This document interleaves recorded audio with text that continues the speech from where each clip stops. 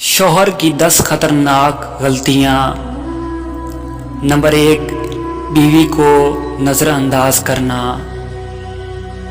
Number 2, तलाक की धमकी देना।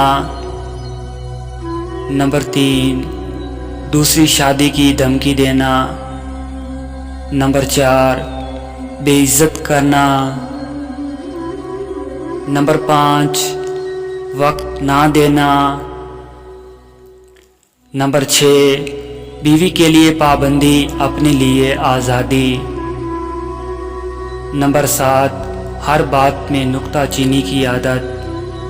नंबर 8, तीसरे बंदे की खातिर बीवी से झगड़ा।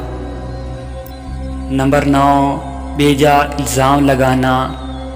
नंबर 10, बीवी के अकारिब से बेइतनाई।